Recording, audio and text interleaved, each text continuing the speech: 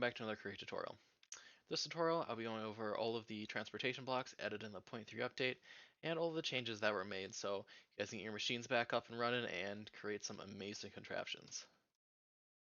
So the first thing we're going to go over here is the Andesite Funnel. So the Andesite Funnel basically replaces the old funnel and transposer. It basically, the way they work is they both input and output blocks. So right here you can see if you have a funnel kind of perpendicular to a um, belt, it'll just basically either go in or take out depending on the rotation of the belt. So if I were to actually reverse the direction of this belt, you can see it'll be taking stuff out instead of putting stuff in. And then if you put a funnel on the side of an output, you can actually choose whether or not it's inputting or outputting. So the way to choose is if you grab yourself a wrench and you right click it, you can see there's a little arrow on there. I believe by default it's always going to be outputting onto a belt, but if I were to swap this one by using the wrench, you can see the arrow changes direction and actually will be grabbing all of the stone from the belt and putting it into this chest. I can go and swap that direction back so it's outputting again. And that's basically how the main way you would get items in and out of different inventories. The second item we have here is the brass tunnel. So there are actually two kinds of tunnel. There's the andesite and the brass tunnel. I'm going to grab an andesite tunnel here, and basically all an andesite tunnel does is it will cover up your belt, make it look pretty. So you have this kind of going through the wall of your factory, you could put this here to kind of clean it up and make it look a bit nicer. But what a brass funnel does is it actually adds some functionality. So if you were to put 2, 3, 4, 5, 6, however many brass tunnels you want next to each other, you can set different filters on each tunnel. So a few different things you can do with the filter. The first is you can just put a block in there or item and it'll say, all right, if I see that block or item, I'm going to output it at this brass tunnel. Like the two brass tunnels here, the one is taking the stone, saying, all right, we're going to spit stone out here. The other one's taking the dirt and spitting it out on this belt.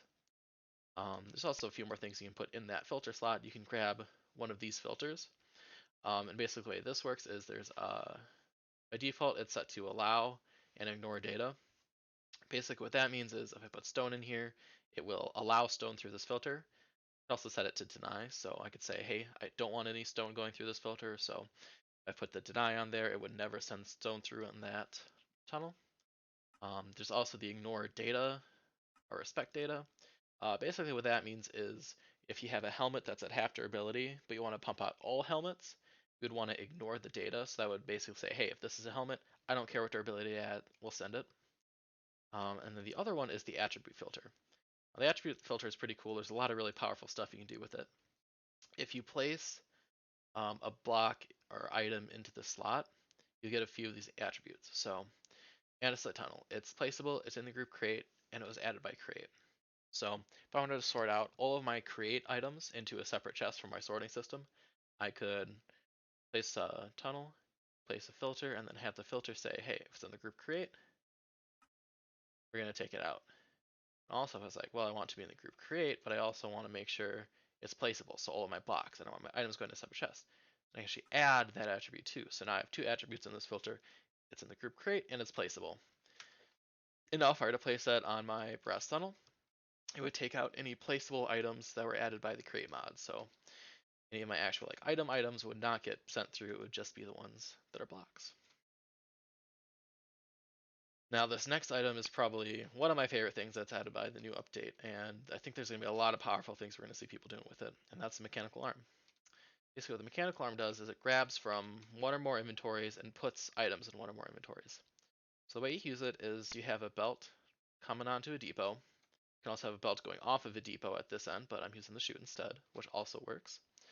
And the way to actually tell what the mechanical arm is going to do is you want to do it while it's in your inventory before you place it.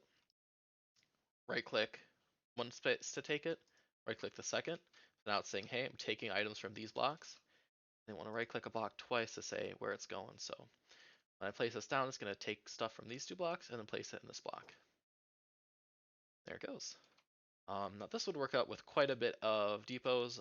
Basically, if the arm can reach it, it should be able to take and place anywhere within its grasp. Now this next item we have is the chute. So the way the chute works is there are two different things you can do with it. The first is you can suck items up. And now the way we do that is we put an encased fan. Want to make sure that the fan blades are facing down.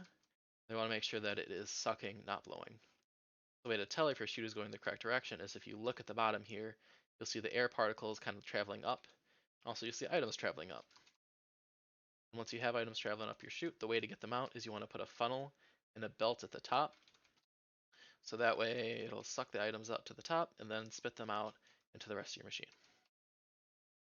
If you don't use the fan and use the regular chute like this, it'll kind of just go straight down. Another thing you do with chutes is, see how we kind of have this angle here? You can either just go straight up, or if you kind of click on the side of a chute block, it'll go up and then it'll kind of go out at this angle. And so kind of go up whatever angles you want. One thing that it does not add, this block here, if I were to like put another chute here, this will not work. Only this one will. So kind of want to pay attention to that. It looks like it should work and it looks really cool, but only the one original path is going to work at this time at create point 3b is the update this was recorded at.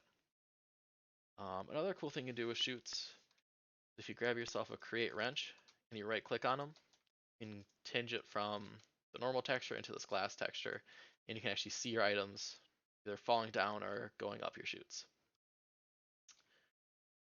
Then the last item we're going to go over is the brass funnel. So the brass funnel works just like the andesite funnel, except you get that filter slot. So again, you could use the andesite filter or the attribute filter to filter out your items. You can also just place blocks here like I've done. Then another cool thing that the brass funnels adds is it adds this little filter, and you see it says scroll. So the way that works is if I scroll up, it'll output one item. If it's got the little star, it'll output as many items as it possibly can. If it's one, it'll output one. But for example, if I was to put this all the way at 8, it's going to wait until it has 8 stone to output. So you can see a stone just fell and was not outputted. Now this system is going to back up because it only has one spot per chute where it can fill up. I'm going to set it back to infinite and just kind of let it go. But if I were to grab a brass funnel and place it over here,